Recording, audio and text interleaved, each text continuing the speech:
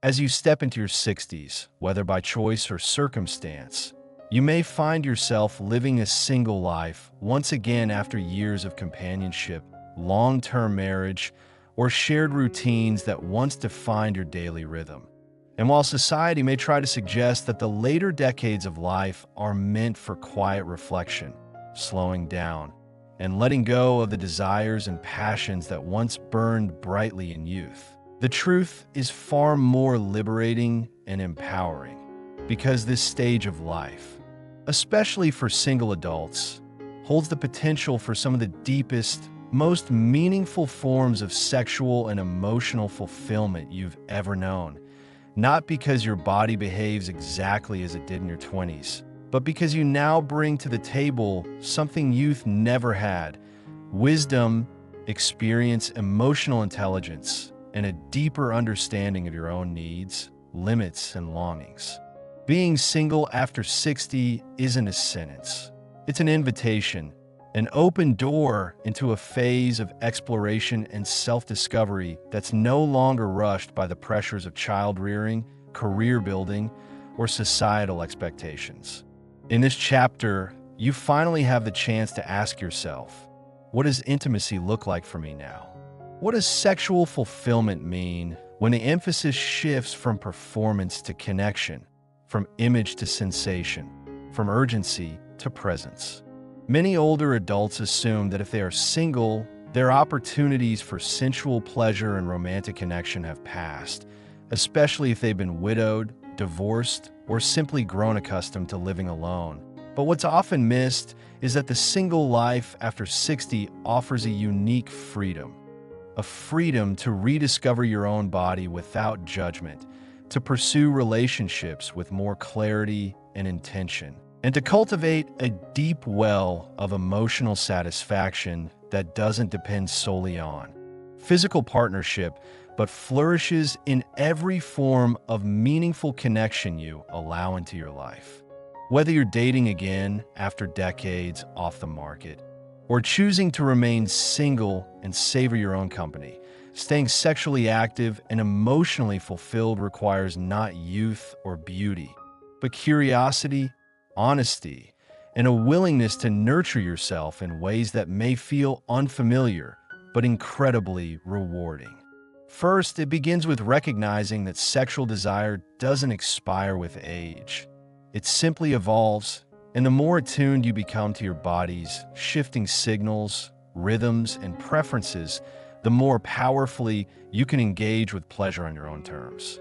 This might mean redefining what arousal feels like, experimenting with new forms of touch, trying different kinds of stimulation, or focusing on sensual rather than sexual experiences that still feed your need for closeness and embodiment. And if you've spent years thinking that sexual expression was only meaningful within the context of a relationship, now is the perfect time to explore self-intimacy as a valid and beautiful expression of self-love and body connection. Because in the quiet of your own space, you can learn to respond to your needs without guilt, without pressure, and with a sense of sacred acceptance that grows richer the more you practice it. And just as important as tending to your physical pleasure is tending to your emotional nourishment, because fulfillment doesn't come only from sex. It comes from feeling seen, heard, valued, and connected.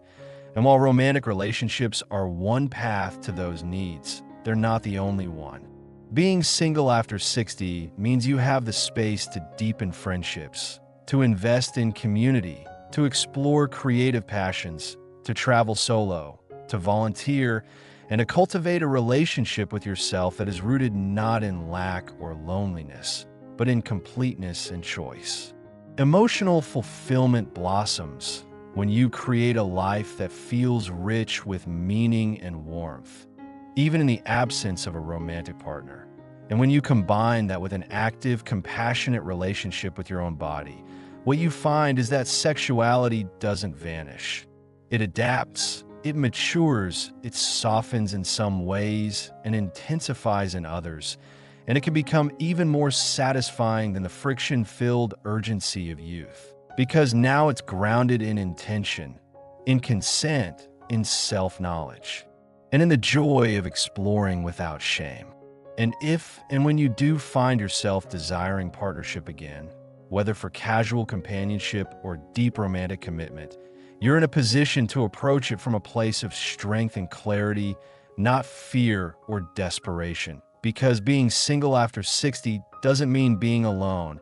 It means being in relationship with yourself first, and then inviting others into your life on terms that align with who you are today, not who you once were. Dating after 60 might look different.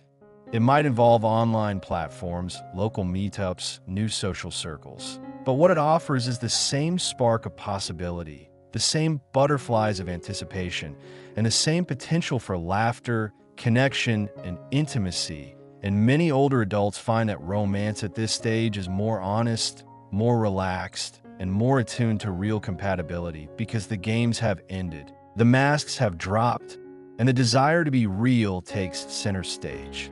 And perhaps the most beautiful realization of all is that being single after 60 isn't a condition to be fixed. It's a landscape to be explored, a garden to be tended. And when you give yourself permission to seek out both sensual and emotional nourishment in ways that honor your stage of life, what you'll find is not a diminishing of desire, but a deepening of it, a more textured, nuanced, and generous version of pleasure and presence that can truly make these years not only golden, but gloriously full.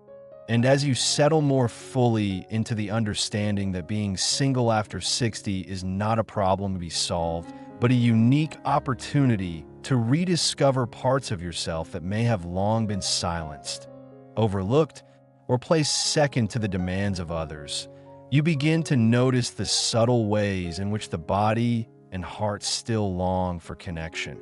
Not necessarily in the same explosive, hurried, or dramatic ways of younger years, but in softer, steadier rhythms that crave warmth, touch, laughter, and moments of real presence. And one of the most powerful things you can do during this stage of life is to listen deeply to those longings without judgment or shame.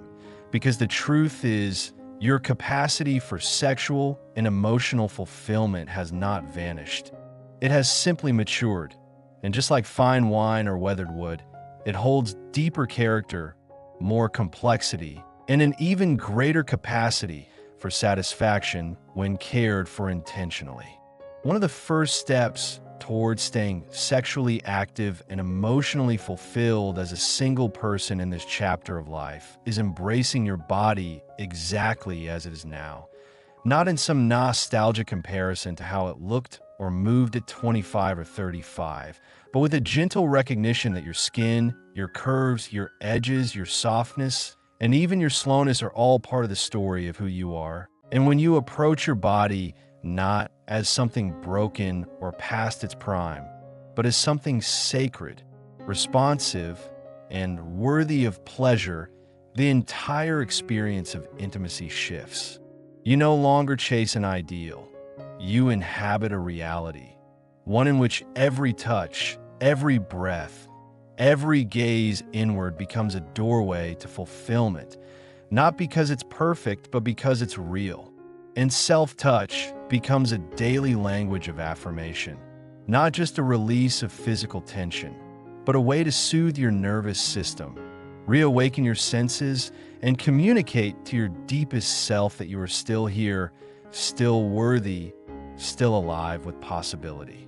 Whether you use your hands, a trusted tool, or simply the presence of your breath on your own skin, this practice of tuning into your own body, especially in solitude, can be transformative because it breaks the old belief that intimacy must be shared to be valid. The emotional ripple of such practices is profound. You begin to carry yourself with more ease, to speak with more confidence, to interact with others from a place of embodied peace. And people sense that, often responding with more warmth and respect, which only furthers the cycle of emotional richness and possibility. But this journey is not only internal. It's also about how you navigate the world outside of yourself. how you open up to connection, how you build companionships, and how you craft a life rich in stimulation and belonging even without a committed romantic partner. That might mean saying yes to new friendships that offer emotional intimacy, even if they don't involve physical affection, or exploring platonic cuddling, massage exchanges, dance classes, or any activity that allows for safe, consensual, and nourishing touch, because the skin never stops craving contact and our souls never stop craving recognition. It also means getting comfortable with dating again, if you choose to, not by forcing anything or performing for approval, but by showing up as your full, unapologetic self, experienced, wise, imperfect, sensual, and open. Many older singles are surprised to find how liberating dating can be when you no longer need someone to complete you, but are instead looking to share a beautiful life you've already begun to craft on your own. And for those who are more introverted or less inclined to pursue new romantic relationships, emotional fulfillment can still flourish through meaningful routines, creative projects, deep spiritual practices, or even intentional solitude that allows your inner world to bloom with clarity and depth. The key is not to see your singleness as a waiting room for someone else to show up and make your life full, but as a fertile field in which you plant the seeds of your own joy, your own sensuality, your own meaningful experiences. And those seeds can take many forms. Maybe it's journaling by candlelight, or learning to cook meals that delight your senses, or starting your day with slow, mindful stretching that reminds you that this body, even now, still moves, still feels, still breathes desire. You might find it in the quiet thrill of wearing something beautiful for no one but yourself, or the warmth of a bath that isn't just for hygiene, but for honoring your physical form, or in conversations that leave you feeling seen and stimulated, or books that awaken memories of love and longing and hope. The emotional landscape of the single life after 60 is vast and rich when you stop waiting for someone else to activate it and start claiming it for yourself. And the irony is, the more you nourish yourself in this way, the more likely it becomes that someone may be drawn to that radiant self-possession, not as a savior, but as a mirror to your own wholeness. And it is in this space that sex itself can become something even more profound, less about mechanics or climax, and more about shared exploration, about intimacy that listens, responds, adapts, and flows in accordance with your lived experience. There is great freedom in knowing you do not have to conform to any old script, that you can rewrite what touch and closeness mean to you, that you can engage with another, or with yourself, in ways that are slower, gentler, more focused on breath, sound, energy, or emotion, and still find it to be deeply satisfying. And all of this becomes possible not in spite of being single, but because of it, because the space created by your singleness allows for deeper intimacy with yourself, for greater discernment in your connections, and for the quiet clarity that arises when you're no longer trying to meet someone else's expectations, but simply listening to your own. And as you continue navigating this chapter of life, as a single person over 60, you begin to understand that fulfillment, both sexual and emotional, isn't just something that happens to you.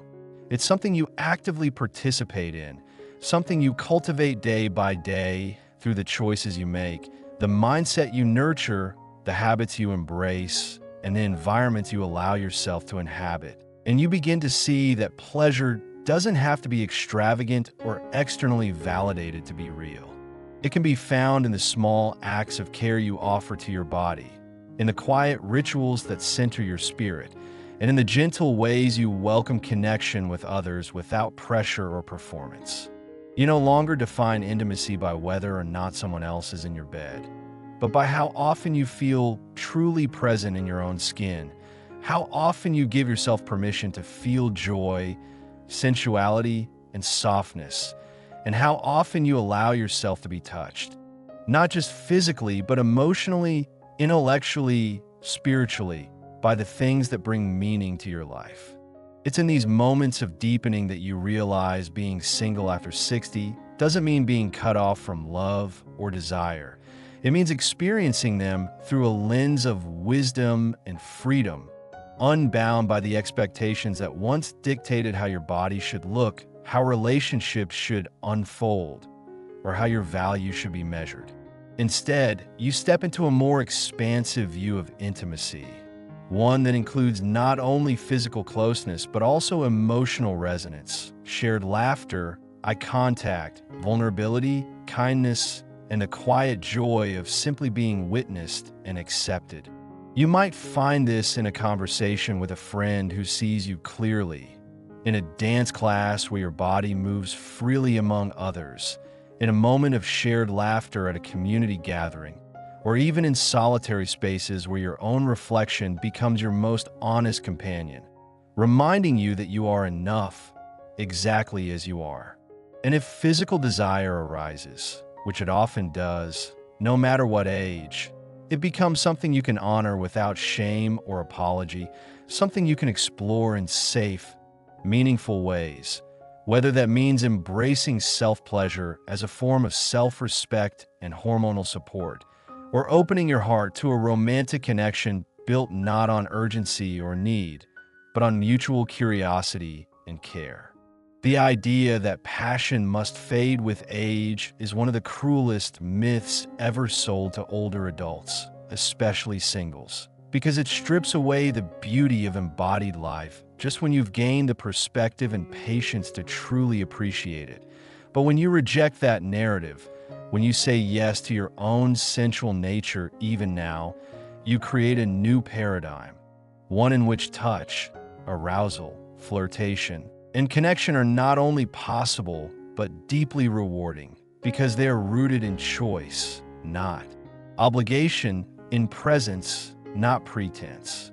And even if sexual intimacy looks different than it once did, perhaps slower, perhaps more dependent on trust and emotional warmth than physical vigor, it can become even more fulfilling precisely because it asks for more intention, more attention, more tenderness, and because it invites both people to be fully themselves without armor or expectation. For many, this deeper form of connection only becomes accessible later in life, when the noise of youth is quieted, when body image insecurities have softened into acceptance, when emotional games have given way to honesty, and when the desire to feel seen outweighs the need to impress. And this is where emotional fulfillment really begins to thrive, not in the presence of a partner, but in the clarity of your own self-awareness, in your ability to discern what nourishes you and what drains you, in your courage to seek out relationships, romantic or platonic, that reflect your values, your growth, and your sense of joy. This could mean engaging in mindful touch practices with yourself or a trusted partner, exploring new ways of being intimate that center sensation and connection rather than goal-driven performance, or even just allow yourself to fantasize, to imagine, to remember, and to hope, not as a replacement for real connection, but as a way to keep your sensual self alive and vibrant. And let's not ignore the power of physical health in this process, because staying sexually active and emotionally fulfilled after 60 also means taking care of your body in practical ways, keeping your joints limber, your blood flowing, your hormones balanced, your muscles engaged, your heart healthy. Movement, sleep, hydration, nutrition, all of these become acts of devotion to your future self, acts that say, I'm still here and I still matter. And as you move through the world with this sense of grounded sensuality and emotional openness, you'll start to attract connection in surprising ways. Not because you're chasing it, but because you're embodying it.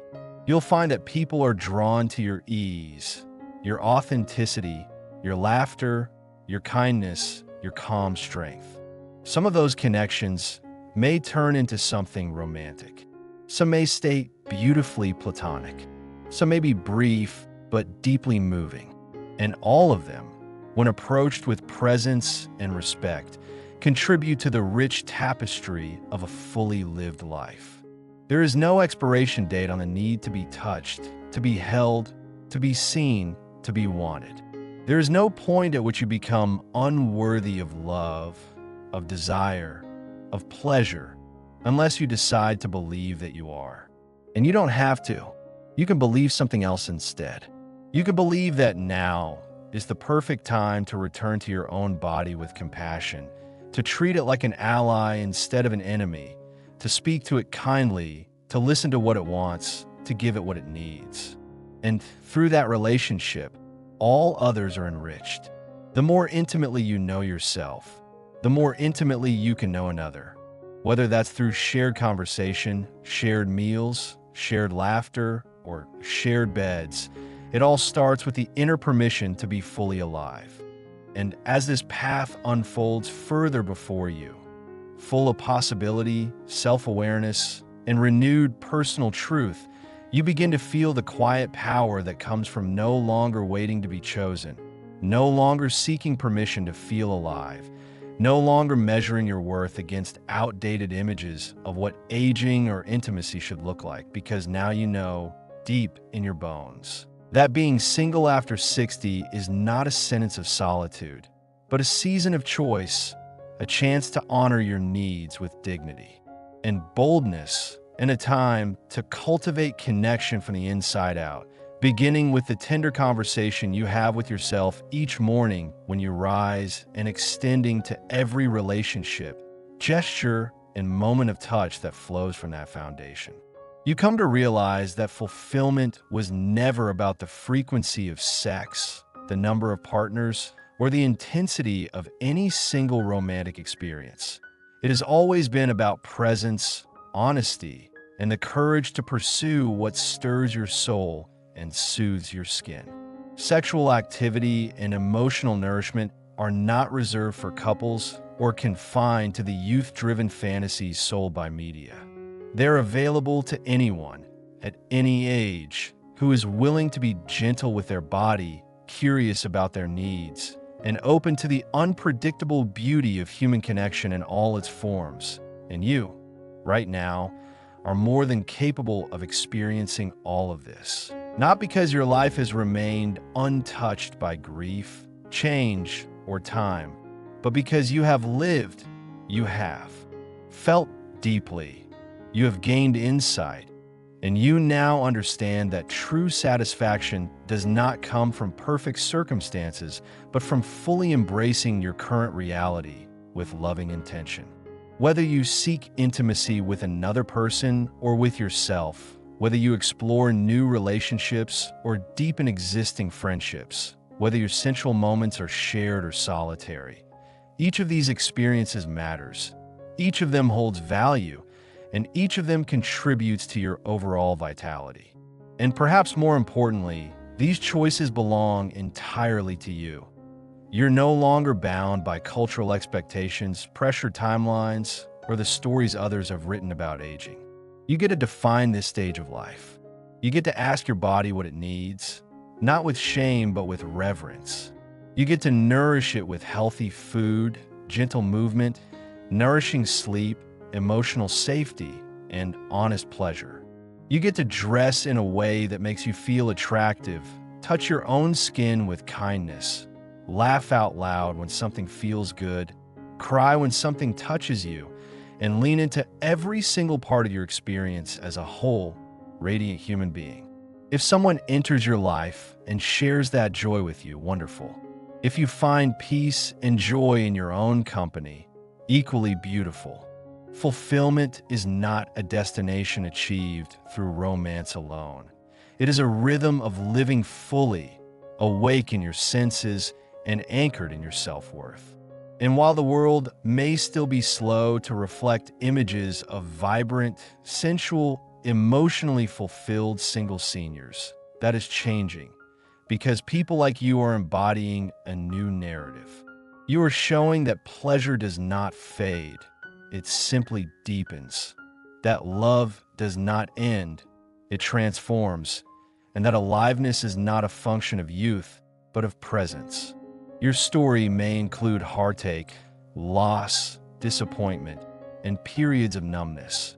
And yet you are still here, still capable of feeling, of connecting, of choosing again. There is no formula for how to live this chapter, no checklist of what makes a life rich in your 60s, 70s, or beyond. But there's an invitation to stay open, to stay curious, to listen inward, and to follow what makes you feel most yourself. That may mean learning a new skill, trying a new form of movement, writing poetry, exploring new types of physical touch, dating someone who surprises you, spending time in nature, tending a garden, or rediscovering joy in your own breath and body. It may mean saying yes more often, or saying no with more confidence than ever before. It may mean finally feeling at home in your body after years of criticism or neglect. And through all of it, you hold the power to shape your own experience, to be the source of your own intimacy, your own happiness, your own soft moments of bliss that no longer rely on someone else's approval. And if along the way someone meets you there, someone who sees your light, who honors your complexity, who laughs with you in the kitchen or lies next to you in quiet reverence, you'll be ready for it, not because you need them to complete you, but because you've already learned how to be whole. This is your time to love differently, to live more freely, to touch more consciously, and to exist more fully in your body and spirit. The single life after 60 is not a holding pattern. It is an arrival into deeper self-knowing, slower and more meaningful pleasure, richer emotional landscapes, and a kind of peace that comes not from having all figured out, but from finally allowing yourself to be, as you are, deserving, radiant, and endlessly capable of intimacy and joy. So go gently, go boldly, go with your heart wide open, knowing that you are not alone and you're not behind. You are right on time for the kind of fulfillment that honors every part of who you are and celebrates every step you've taken to arrive here.